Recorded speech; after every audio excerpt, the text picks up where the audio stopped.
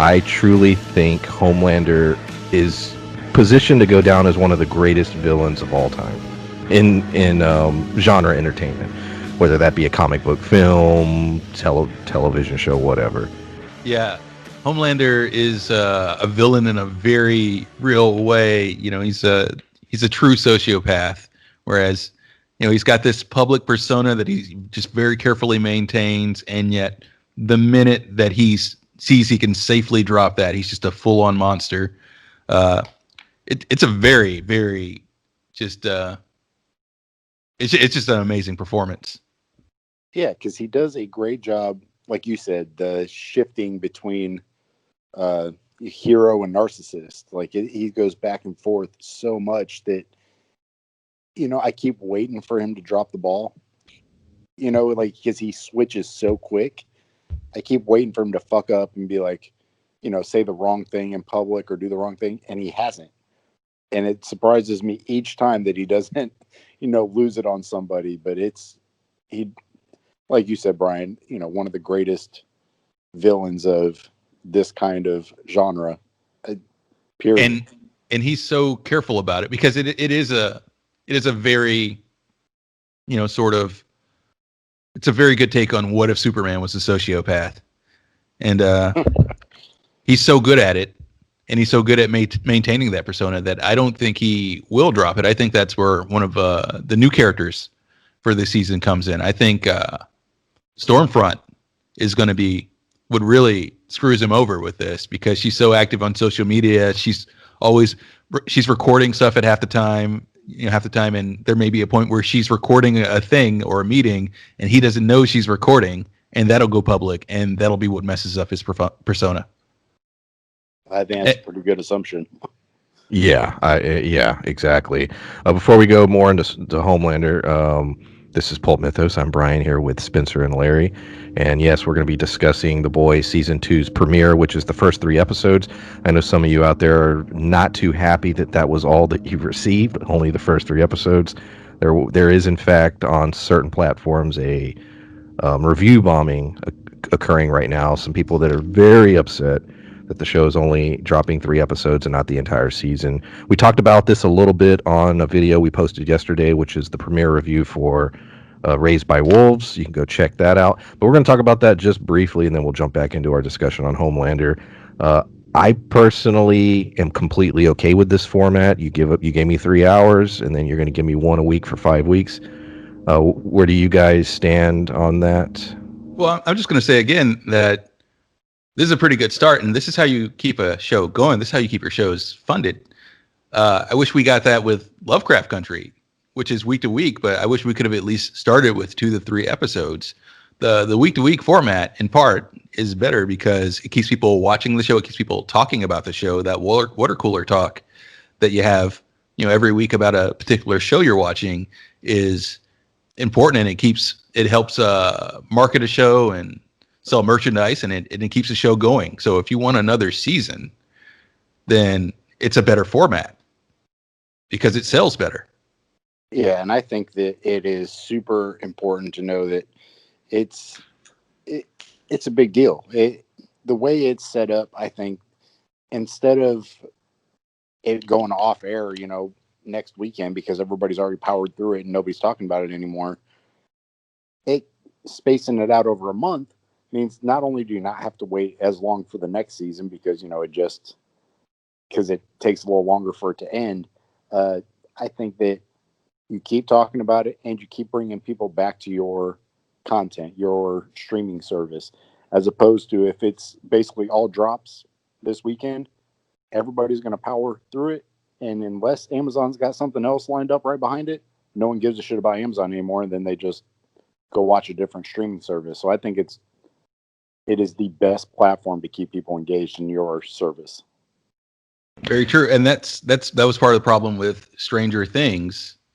I feel they suffer a hit because the last few seasons they have dropped all at once, and you talk about it that week and never again. And oftentimes when they start up a new season, I'll ask friends, start Stranger Things yet? Did you watch that? No, I'll do it later. Oh, I'll check this out later. Because they only think about it 1 week out of the year. That 1 week they're watching it, and maybe they marathon it over a weekend and never think about it at all. I didn't watch that for months. Stranger Things. If you hear any noise in my background, I apologize. There's a lawn work being done where I live. So, getting back to Homelander, there were basically in the first 3 episodes sort of 3 plot lines that ran through all 3, and we're going to be jumping around through all 3 episodes. We're just going to treat it as one. The first being his relationship with Vought, and specifically his interactions with Edgar and Ashley, or Mr. Edgar, as he's referred. The second, his relationship with his son, and then the third, Stormfront, the Stormfront stuff. Let's start with the Vought stuff. That, holy shit, somebody really doesn't like Daredevil. I mean, good God. That scene was so I've had a busted eardrum before. Yeah, thank you. It wasn't you, but it was in your facilities. It was a boxing situation, and my ear got hit wrong, and there you go. So it is hell if anyone listening has had a busted eardrum. And so I felt that shit. Oh, I felt that. But the amount of blood, though, I'm like, this dude's gonna die. Like, clearly, I didn't bleed like that. But basically, him. I don't know what y'all think about just that scene in particular. I was dying laughing because watching it, I was thinking Daredevil the whole time. Like, he's throwing stuff, or even Diego from Umbrella Academy. Like, he was real quick, he was accurate, bullseye-ish, but when he just walked up to him and boxed his ears and then was like, I don't want no fucking disabled guy or whatever it was, I was like, holy shit. So his immediate stance is that, all the people that are on the 7 serve a purpose. And he didn't feel like this guy was going to be able to serve a purpose. But it was like a power play. He was like, you guys didn't clear this shit through me. And it was, I think, more about that than it was the guy's capabilities. It's one of those things where, Homelander is, just such of a bigot. He feels literally everybody is beneath him. And for you to introduce anyone with the slightest flaw to him and say, I want this person to be on your team, or I feel this person would market well, that just infuriated him, because to have this guy in the 7 is almost to equate him with Homelander to some degree. So it just pissed him off.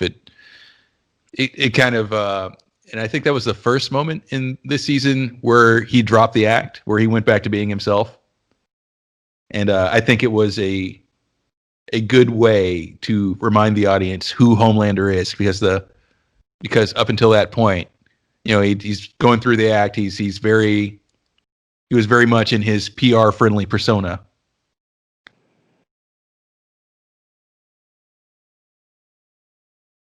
Yeah. The stuff with his son, we had him.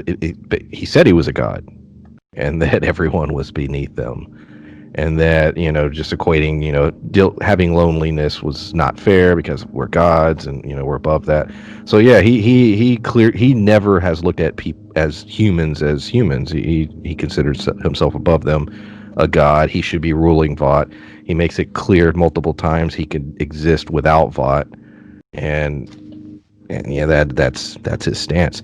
Now the stuff with his son, going to just things that annoy him and how he looks down on people, the whole thing at the breakfast table, when they were like, oh, she's teaching her son a second language, and that annoys Homelander. He the way he rolls his eyes, and then that was great. The performance is so damn good because, like, the way I'd like to know how many takes they do, because just you just felt he was disgusted at the situation. You're like, God, dude. Homelander's such an asshole and such a shitty person, and then he takes his son and throws him off a fucking roof. Right. Yeah, and even then, for a while, he keeps that persona with his son. Homelander really And he just really reminds me of Hannibal in that way. The way he maintains this whole persona and this idea of who he is, and the way he drops that when he's alone and how smoothly it goes. And like you said, the number of takes it must have taken to get that down. It just really reminds me of Hannibal on the television show Hannibal. His eye roll. I mean, did you catch that? I rewound it a couple of times. Like Dude, I it's was so. dying. Dude, I mean, like I said, the performance, his mannerisms, the weird shit he does with milk, even in that scene, which I thought was real creepy because he fetishizes milk, and The two hands and like the way he was at it was just caressing weird it. that he was that because for him, drinking the milk is a very personal thing, and yet he's drinking it at the breakfast table with his kid, and it was creepy. It was just really damn creepy. But the way he holds the glass and the way he drinks the milk and everything, and he licks his lips. I mean, his performance is just really good. It reminds me of something like what Paul Rudd or Will Ferrell would do just to try and get everybody else to break character. Like everything he's doing feels like he's trying to fuck with everybody else on set, but he buys into it so much that it's great. And like you said, it's like creepy because it's so well done. But he hesitates a little bit, like it's a messed up compulsion he has of some kind. The stuff with Stormfront. So yeah, we introduced to a character, Stormfront, and very powerful hero, joins the Seven. That pisses off Homelander because he didn't have a choice in that decision. Her powers are similar to his, although she also has the ability to like control electricity. She's basically Thor and Superman rolled in one. Shazam. And, yeah, sort of. Yeah, that's a good comparison. Without the magic or the wizards. Uh, so yeah, sort of like that. The first two episodes, it's designed to make you like her. She speaks the truth. She doesn't give a shit about being following the rules or playing by VOTs. Corporate rule. The rules. She says what she wants to say, and it's real refreshing. And then you get to the end of episode 3, and you find out what she's really about. She's as big, if not a bigger monster than Homelander. Not sure yet. We'll find out obviously in the future. But Matt, she kills a whole bunch of innocent people, brutally murders them, and doesn't care. And so Spencer, I'm familiar with the comics. Larry is so we were familiar with Stormfront and where that storyline goes in the comics. So this was not as shocking to us. Spencer, I know you are not familiar with the comics. What did you think with the first 2 episodes, and then when you got into that end of that 3rd episode? Well, like the first episode when she's basically outing the whole production thing. She's just like, "Hey, look, this isn't even a real military base. You'll recognize this gentleman from was it like, something zombie number 2 and this or whatever." She was basically calling him out because of the big production thing, and like Larry alluded to earlier, the whole social media stuff. And then throughout the second episodes when they were was it Girls Do It Better or something like that, what was it? Girls Get It Done. Girls Get It That's Done. what it was. When they did that whole sequence, I was I loved her because she was going back and forth when they were just like, was it chicks and dicks should be thought of equally and stuff. So I was like, hell yeah. So I was all about her, and she was like talking shit to Homelander. So I was like, I love this girl. And then it was almost all the way towards the end of the last episode when she's chasing that I don't remember the girl's name, Kimiko something. When Kimiko. Kimiko. Yeah, And it was her brother. I believe I checked the IMDb. I want to say it was Kenji. I think so. But when she was basically like you said, tearing down an entire building between the two of them, trying to kill each other. And then at the end, she called him like a yellow bastard or something like that. Not from Sin City yellow bastard, but alluding to, his race. I was like, oh shit, she's like super racist. And then didn't give a shit when Homelander was telling her, you were supposed to let me deal with him. She's like, oh, well, sorry, old man. You snooze, you lose type of mentality. And I'm like, oh shit. So now. And then you see the look on his face when she says it. Yeah. It's just such an intense hatred. Like So from the moment that they that she just popped into the scene, like you alluded to the fake military base set, he seemed to have hated her from that moment, and now she's actively stepping on his toes. yeah, at first it was her just being kind of arrogant and kind of being an asshole, but now you realize that she's almost doing it on purpose, like trying to push his buttons because she doesn't care. She feels, and like you said, Brian, she's super strong and she's almost like a version of Homelander, but with lightning instead of laser eyes. Like it's just, she's almost equally as strong, so she doesn't feel threatened by him. So it's, and even, we talk about superiority complex and, narcissism and sociopath.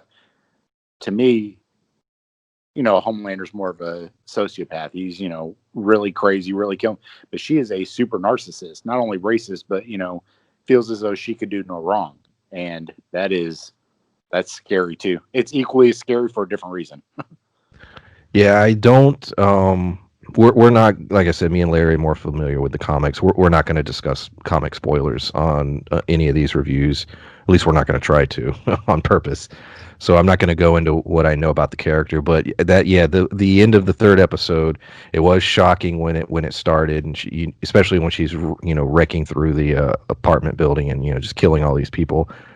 But it was definitely in line with that character. So that sets up a feud beautifully with Kimiko. If I'm saying it wrong, I apologize. I think I'm saying it right though. She's just known as the female in the comic, but she so her brother is killed.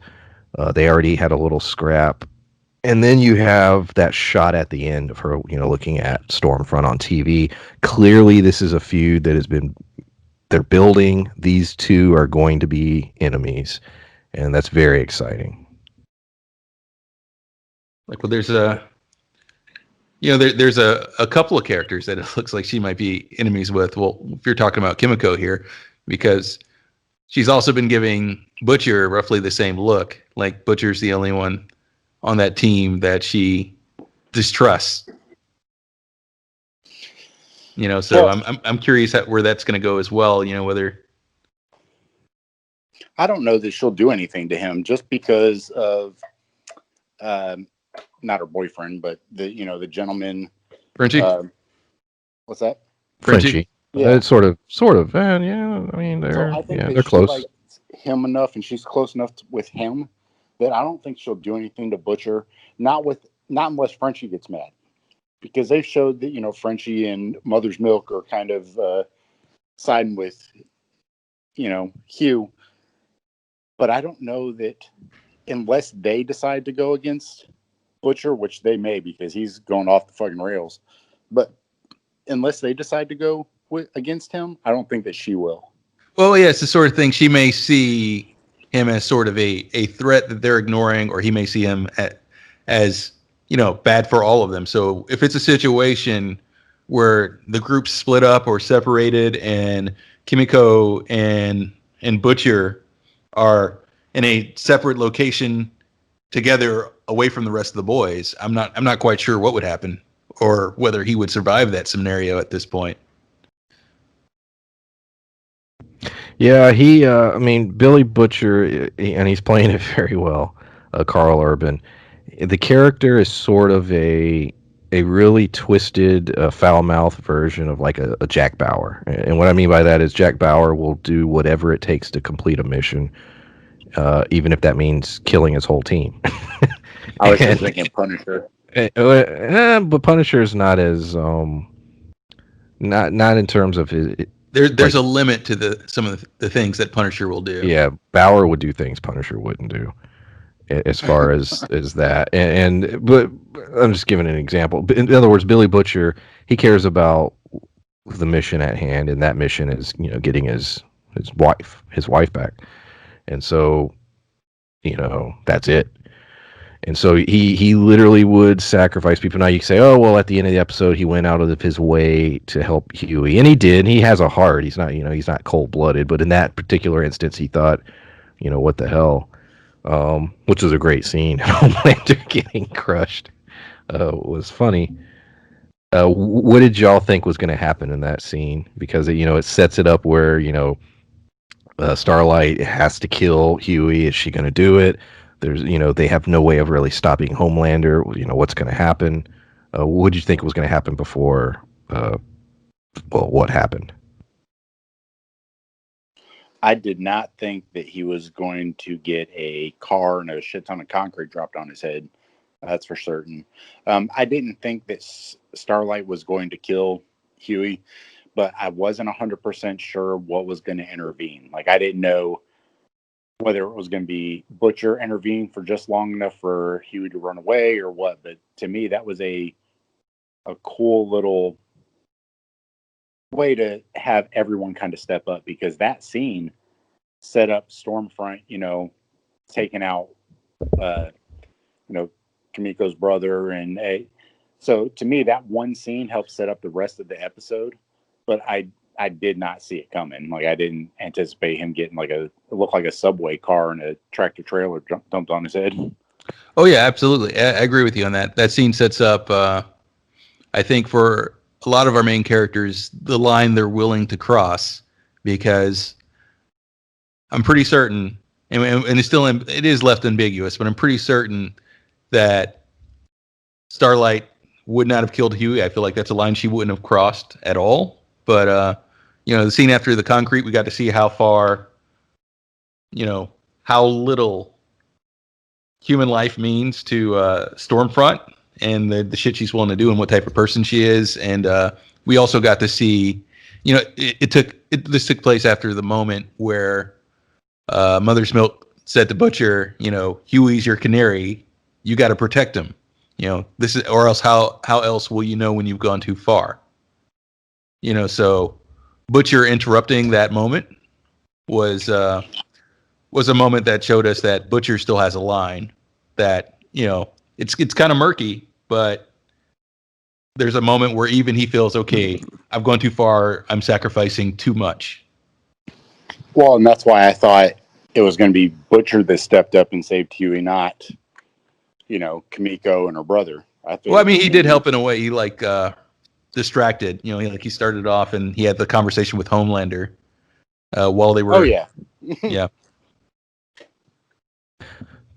Two characters that are sort of I don't want to use the word sideline, but just have smaller storylines so far at the in the first 3 episodes would be Black Noir and Queen Maeve. Black Noir had a cool action sequence. Really cool action sequence, but that's about it. And then he has a break. He breaks down and cries in one scene, and that's pretty much it. It looked like he was asleep during one of the meetings. I don't know if you saw when the 7 were meeting. He was his head was tilted like he was asleep. So I thought that was funny. And that's it. He didn't have a whole lot going on in the first season, but just that's all he had. And then Queen May, we basically established, her wanting to explain to her ex, girlfriend why they couldn't be together. The jealousy of Homelander and how dangerous he is. And so, that was fine. Obviously we have more episodes to explore that and dig deeper into those characters, but that's basically all they did in the first 3 episodes. Well, I think we already know how fucked up Homelander is. Like, it's not like a mystery at this point, but I think that all of these different characters are kind of showing just, Jesus Christ, dog. I was trying to let him out, and he didn't decide whether or not he wanted to go out. He was just standing in the doorway, then backed up, then went back out. But I think that all of these characters are showing Homelander for what he really is, and also pushing him to his limit. Like Larry said about whether or not he's going to be able to keep it under wraps. I think with everyone literally pushing him, he's not going to. Now, I don't know how he's going to explode or, set off, but I think that's what all of those scenes are doing. It's just showing what everybody else is capable of, but at the same time showing what everybody else is capable of, and showing what Homelander is capable of also. Speaking of what characters are capable of, one thing we did see with Black Noir was, I think the first time we saw him in this season was when he was going after the super terrorist, super villain, whatever the show actually decides to call them. Yes, I love that debate. That's a great debate. Yeah. And I'm with Homelander on that one. That's one of the only things I agree with him on. Is the supervillain sounds cooler. Right. Like, but he goes after the supervillain. The guy explodes, wipes out the area, and Black Noir seems nearly untouched. In fact, most of his costume is intact for the most part. And he takes the guy's head, and he walks past one of the kids' rooms and with the head and everything, and then he starts like mocking him with the toy bunny. And that just kind of shows us that he's got a sadistic side to him as well, and just kind of shows you how little we actually know about the character. That you know, with the whole mime act that he's doing here, is he? We don't really know who he is. We don't know when he's being serious, what his agenda is as a character. Like I think Black Noir at this point is probably the biggest mystery in the series. Well, like when he was doing that, doing the little head dancing and stuff, like I almost feel like he's not all there. I'm saying, like, the Joker is off. The Joker is crazy. There's a lot of comic book characters. Sentry was legit, insane. So I almost feel like that's Black Noir also. Right. And some of the stuff he does, I feel like he's crazy. But Oh I don't. yeah, I you don't know. think he doesn't have an understanding for the thing he just did and how it might Yeah, affect other people, like doesn't he's get it. numb to it. He doesn't get that what he just did is really fucked up. We also get a little bit of A Train in these 3 episodes. Not in the first; he was still in his coma, and basically the two plot lines with him are basically a continuation of season 1. He's still having medical issues; his heart's not working quite well, and secondly, he's yet again wrapped up in sort of a keeping a secret and a conspiracy. Only this to save his own ass. The only difference this time is it's to protect Starlight. Um, her secrets so that she doesn't expose what he did in season 1. So arguably his character is exactly where he was in season 1.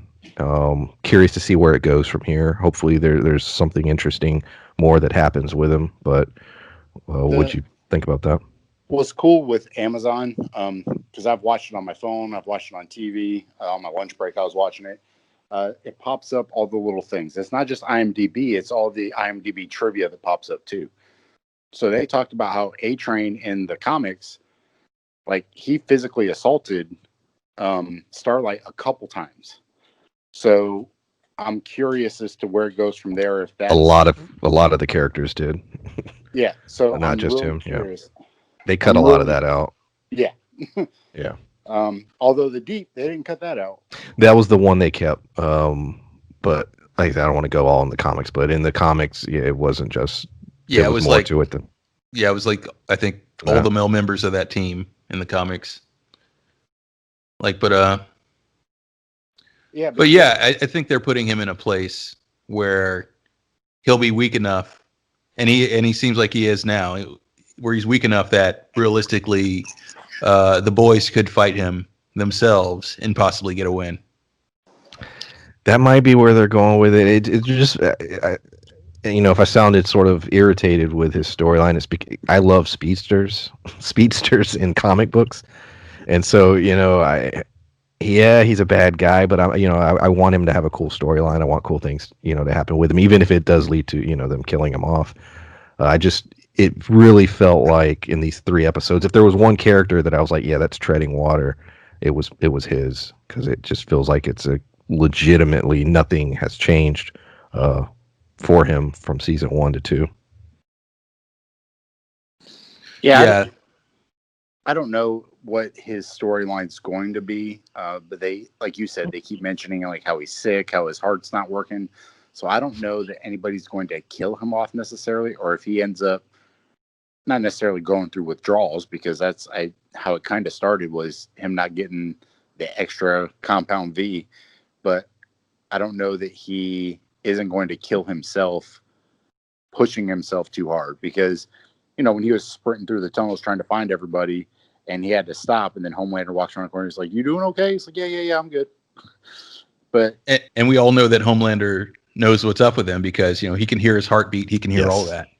yeah, so if we were shown in episode 1 how he feels about people who are disabled. So Right. if he has a heart issue or something's wrong with him, he's going to continue to push A-Train, and A-Train's going to keep on trucking until he can't. So I think that he's going to be his own demise, personally.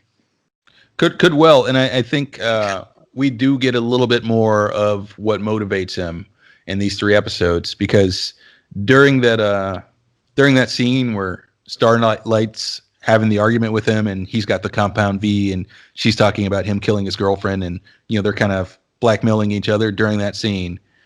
Well, it wasn't during that scene; it was afterwards when they were discussing. It was around there. No, you're talking about the coming for money thing. Yeah, that's exactly what I'm talking about. Yes, where he's like, you messed up. You don't mess with the money. He's like, that's the one thing you don't do. He's like, the house is everything. We're gonna lose it all. And she's like, money isn't everything. And he's like, yeah. He's like, the only people that say that are people who have always had it. So they may go somewhere with that. We may get a little bit more of his backstory, see a more human side to this character. I hope so, and that would be great if we dug more into that. I agree. Yeah, I was thinking the opposite. Like, I don't. To me, as a grown person, when you're an asshole, you're an asshole. I don't care what happened to you in your past. To me, it explains it sometimes, but it doesn't always justify it. You still are making choices. It doesn't have to justify it. Because not necessarily, because he's got so much. There's, even if they lose all they have now, they'd still be rich. They'd still be rich. They'd still have all the marketing, the toys, etc. They'd still have residuals from everything that has happened so far. So yeah, at this point, regardless of whatever, he is just being an asshole. Yeah. But I just would like more backstory, more digging into the character. Like the deep. Let's go into that. I love that.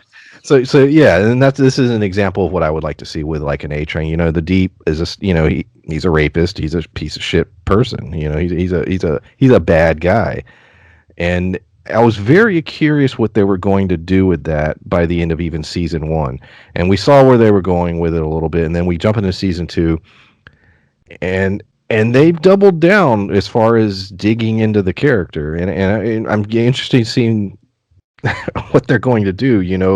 Him having the issues with self-image, and then even like the line with Homelander, like that was a weird thing where Homelander was talking about how the gills are disgusting and how that affected him, and so I don't know, what do you think about that storyline that can the Deep be redeemed? I think if they do redeem him in some way, it'll be like sort of it'll be a death scene that redeems him, if anything. But I don't think he's going to be. I feel like he's going to be manipulated by this cult, and that we're going to get a lot with that. I think we'll get him maybe regaining some level of fame, maybe taking, just sort of through this cult, politicking his way back to potentially being back in the 7, but he'll forever be a pawn of that cult. Once again, I go back to what I said before. I don't want him to be redeemed. I think his character is, like, parts that he has are funny because people are just literally fucking with him. But I also think that he has all that coming. Absolutely. His self-image issues have nothing to do with sexual assault. I mean, that it explains it, but once again, that doesn't justify it. So for me, for him to be redeemed would be, like you said, if he dies and like saves somebody, I'd be like, okay, well, he was a good person for 10 seconds. Like, I have zero ability to be like, oh, well, he's all right. Like, I hope he dies a horrible death. Like when the girl in the first season was sticking her hands in his gills. Like, I love that scene. And the amount of shame and everything he felt afterwards made me smile because I was like, fuck that guy. But I would like to see like Starlight take him out. And she won't because she doesn't seem like that kind of character, but maybe Stormfront will. Well, yeah, and that would be the sort of redemption scene then, talking about a scene where, he's going through a lot of shit. He's had that God, what is his name from Game of Thrones? The Greyjoy kid. Theon. Alfred? Yeah, he's going through the Theon experience and everything, and maybe if there's a split and it's Starlight against Homelander or it's Starlight against Stormfront, maybe the Deep steps in and actually saves her. That would be sort of a deathbed redemption. But even then, like Spencer says, it doesn't make up for all the shitty things he did. No, absolutely does not. But with that said, what do you think? Because I am curious, specifically with the episode where he drank the tea. You had all that self-reflection. Patton Oswalt playing the voice of the Gills, talking. That was fantastic. Yeah, that was pretty great. And the show took a lot of time that it didn't have to, digging into the character and his insecurities and his issues. And by the end of it, I'm not saying it did, in no way did it explain or justify what he did, but it felt to me, and tell me if you agree or disagree, like the show was trying to humanize him. And if that is what they were trying to do, do you think that that's a good or bad thing that the show is doing? I don't think it's a bad thing, because to me, he was a serial rapist. Everybody fucks up. Now, not everybody sexually assaults people, but everybody fucks up. So if he would have, been talking to Starlight and read some signals wrong and did something, but then tried to redeem himself, that would be different than all the stories of all the shitty things he did to all these people. But I do think that they're trying to let you know that, these people are supposed to be the heroes. But although they are narcissists and they are all full of themselves, and a couple of them are sociopaths, I think that they are trying to show that they are human as well. And I don't think that that's a bad thing. I think that it's a real thing. Yeah, exactly. It's trying to show you a different perspective. That doesn't mean that they're good or bad. They're just trying to give you a background for the character. It's a very real thing, because it's like in Twin Peaks. The reason I couldn't get into season 2 of Twin Peaks was because of Wyndham Earl. Because Wyndham Earl is a cackling, almost round bomb throwing villain. There's not a person there, and it doesn't make sense. Every person you think of is evil now and today. To some degree, they're a person, and it's unrealistic not to show that side of them. Yeah. I think the Deep is a character that a lot of shows would have just killed off or not wanted to deal with. And I just think it's interesting they're going this route, because it's one thing to have a character, say like Homelander, who's just an evil guy always. It's another to have a character like the Deep, who's a bad guy who does evil things but then tries to better himself. It's interesting that they're trying to do that, and I'm curious to where it will lead. And I think there was not a lot of backlash. I heard a few conversations about it in season 1. I'm curious to what people will be saying about it for this season. But that's why I'm asking all these questions, because I'm a little surprised the show is going this route. Yeah, I kind of thought the Deep was going to die in season 1. That was my assumption, that by the end of season 1, he'd be dead. I am surprised that they took it this direction. Well, I think they are. It's not going to be for naught, but I think they're trying to show that he's having a change of heart, which doesn't excuse what he did, but maybe him having a change of heart may be of use to taking out either Stormfront or Homelander. Mm-hmm. So his, what I'm saying, like his path doesn't excuse what he did in the past, but he may be able to, help Starlight, take out one of the people who are even worse than he is. And touching on the church briefly, there was a great scene where we're introduced the character that brings him into this church, the Church of Church of the Collective, is Eagle the Archer. And when he tells his Kroger story about how he came in, he ran out of arrows, and so many people died, and you can't carry all the arrows, you know. And just the way that the fact that he played it so straight and just man, I enjoyed that scene. I was Yeah, laughing. the part where the church leader shushes him when he's like, and then I started to think, and it's kind of crazy. You know, guys have AK-47s, and I'm here with a bow and arrow, and she just kind of he's like, but I have worth in my own way, and archery is an ancient tradition. You Yeah, know, it was great. Between like that and the Daredevil guy, this is sort of like a Hawkeye guy. It's fun. The show, all the geek conversations that take place about these kinds of characters. The show just openly, has those same conversations, Well, and I the like like that. slamming, the Eagle guy, because to me, the fact that they even, I understand that Hawkeye was in the comics as an Avenger, but why the fuck would you make him an Avenger in the movies? He is the most useless. He's got 75 special arrows and he can reuse bombs. And then once he runs out, he's just like Eagle said, what's he gonna do?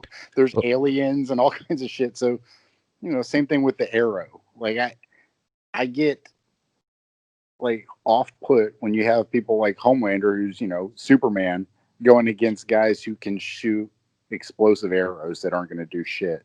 So yeah, Yeah, and I have to agree with you, even as someone who's a fan of Green Arrow. well, it's just even the SNL, poked fun at it where he's just like, I'm out of arrows, So, That was well, a we good need you to skit. do something. I'm out. What do you want me to do? Um, let's see here. Close to. We didn't go into any of that. Who cares? Trying to think what's important to talk about. Let's talk about the well scene. The well scene.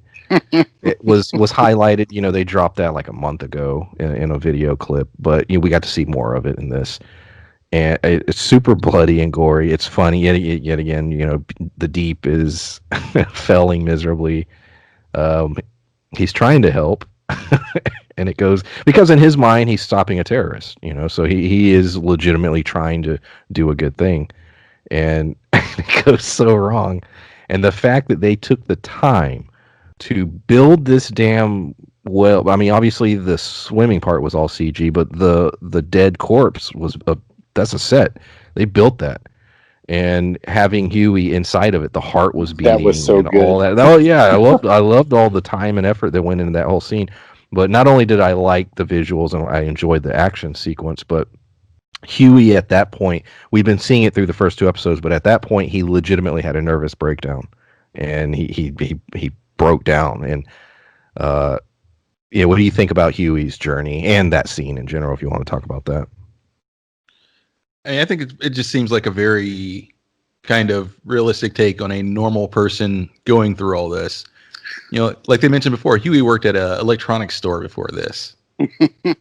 So yeah, obviously he's going to fall apart when it gets to the point where he realizes that Superman that's always existed in the world, essentially Superman, who's always existed in the world, is a sociopath, and now he actively hates and wants to kill him. And Huey is branded, a terrorist, and and now they've driven a boat through a well, and he's inside his carcass, and the heart is beating right next to his head. And it's basically, if you had the entire Justice League trying to kill you, you're one of the few people on Earth that realize that they're all horrible people, and you can't even show your face in public. He can only associate with criminals who are willing to hide him now. It would wear it in anyone. Yeah, I thought the scene itself was great because, at that point in time, Billy was just like, fuck him. He doesn't care.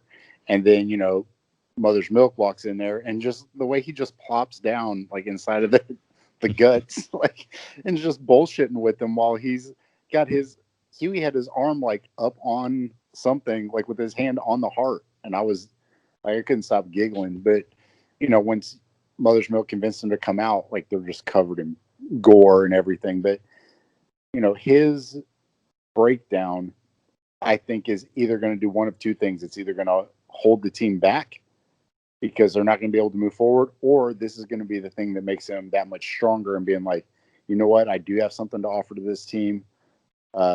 Let's keep going. We got to, finish what we started. So I'm curious to see where they go from here.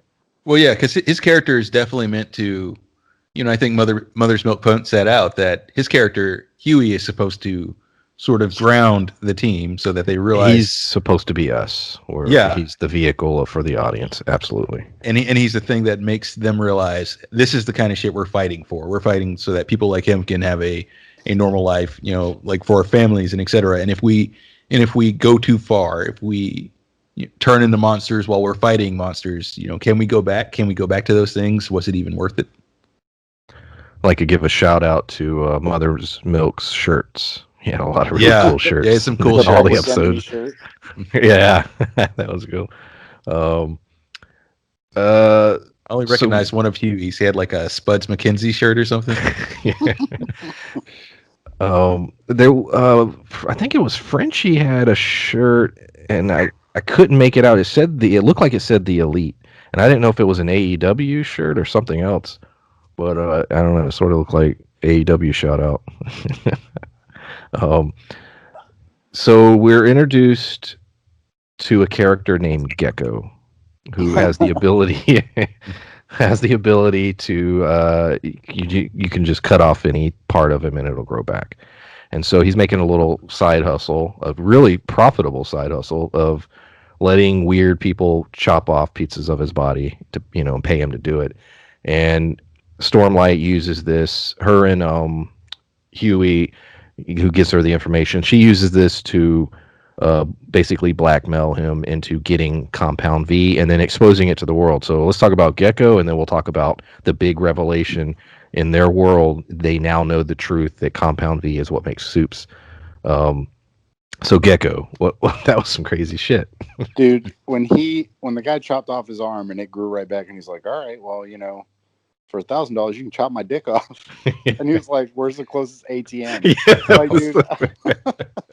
Yeah, Dude, and then because I'm thinking up until that point, some people have not necessarily sexual things, but like, Dexter, where he had this murderous sociopath who tried to do it for good. So, I'm thinking it's people like that just trying to get this, rage out, and they can literally do something.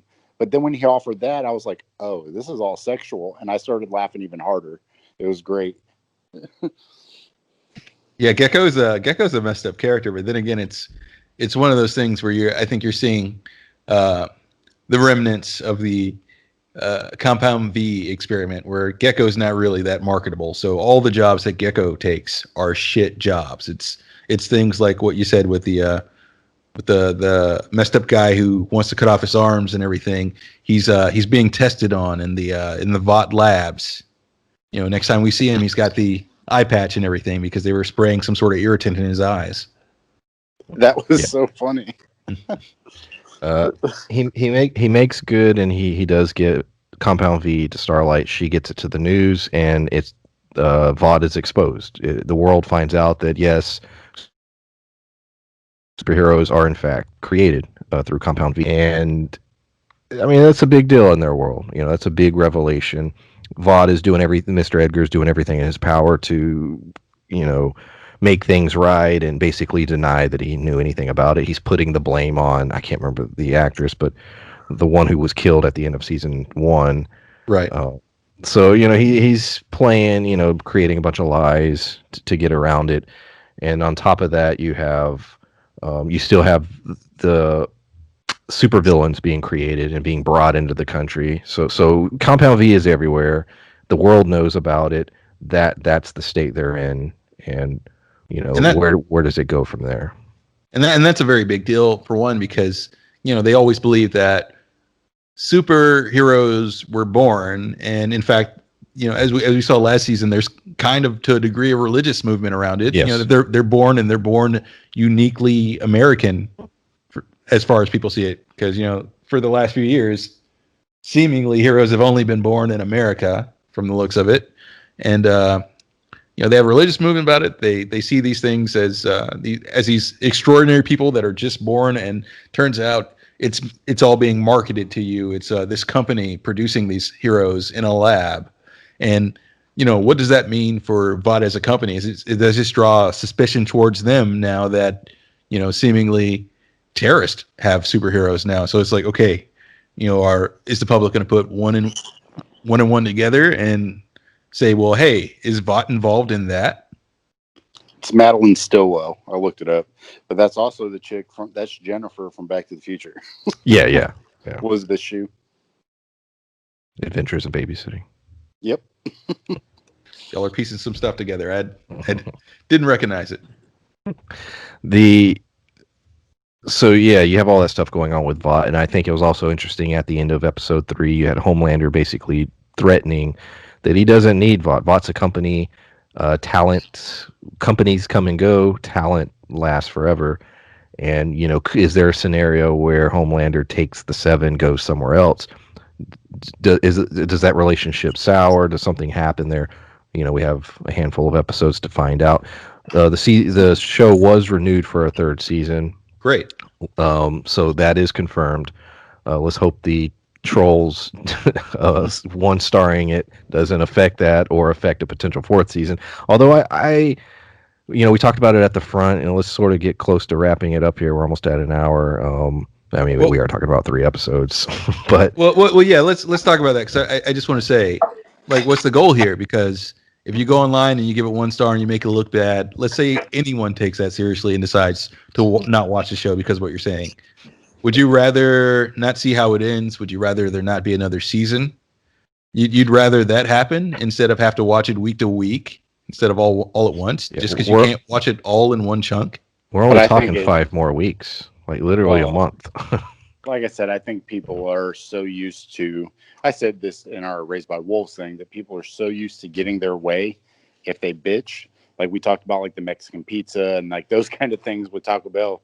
People are so used to, if they use social media and bitch enough about stuff, that companies will just fold. So I think that they're hoping that if they bitch enough, Amazon will just be like, you know what, guys, you're right. I'm sorry. Let's just dump it all right now. And God, I hope they don't. I hope they stick to their guns and just like, you know what, fuck you guys.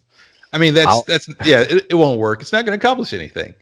If anything, if people take it seriously, if it makes an impact, the best you can do is get the show canceled, because they'll go, oh, week to week tends to make more money. This didn't make as much money. Not as many people bought in.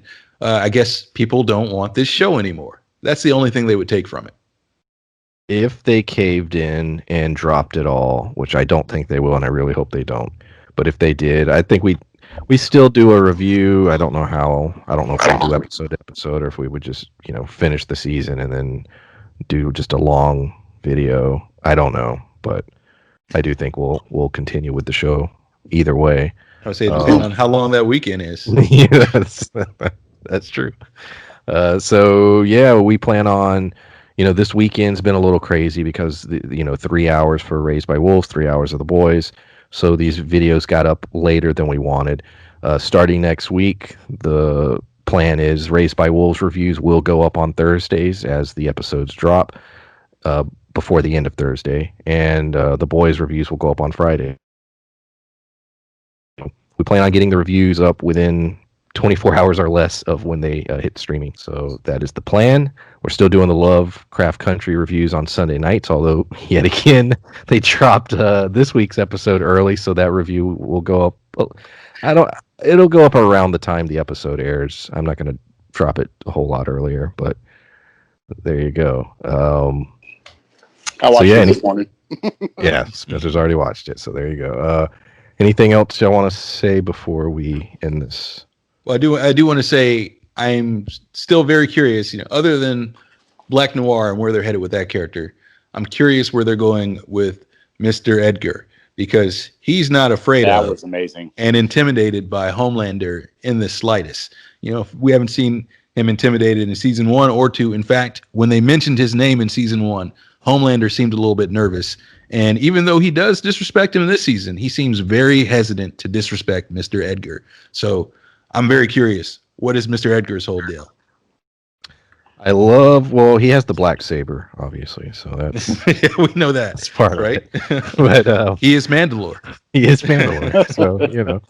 So, and they will be doing that. Go ahead and make that announcement. Anybody who's still listening, Mandalorian will start back on October 30th, which is a Friday, and the plan is to do those reviews every Friday as those air.